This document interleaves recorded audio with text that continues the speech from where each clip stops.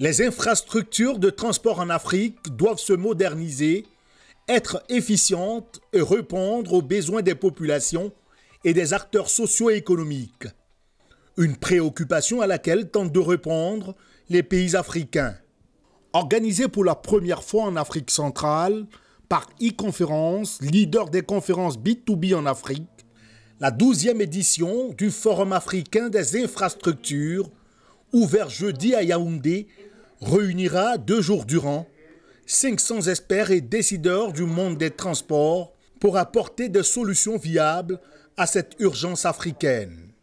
Avoir des infrastructures de transport, certes, mais une chose importante demeure, les transformer en catalyseurs de l'émergence du continent.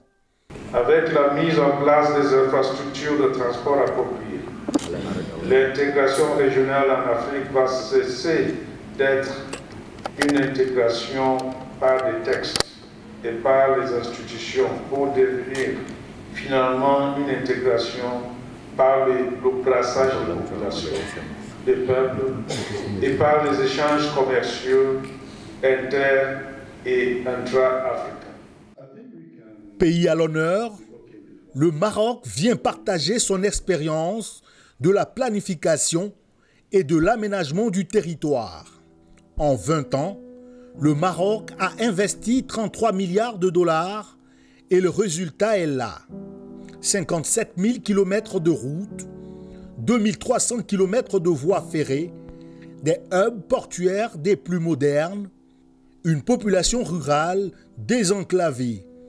Le numéro 1 africain en qualité du réseau ferroviaire montre la voie de l'intégration africaine.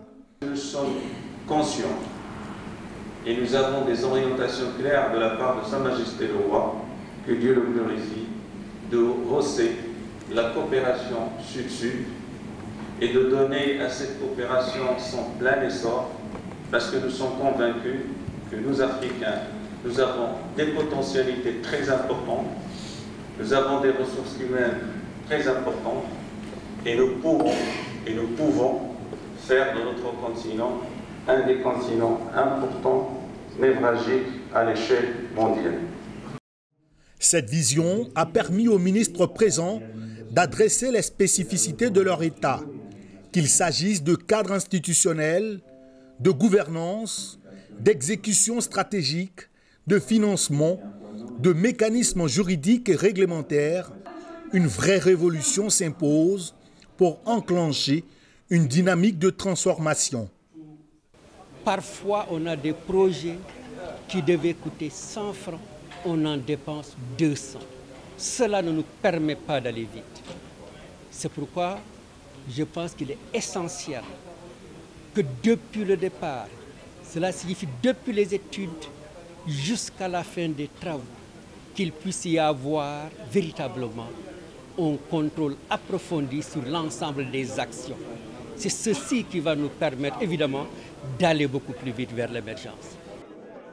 La seconde journée des échanges du Forum africain des infrastructures sera consacrée à d'autres thématiques, parmi lesquelles le partenariat public-privé, le développement des corridors pour accélérer l'intégration régionale pour une Afrique à l'ère des infrastructures nouvelle génération.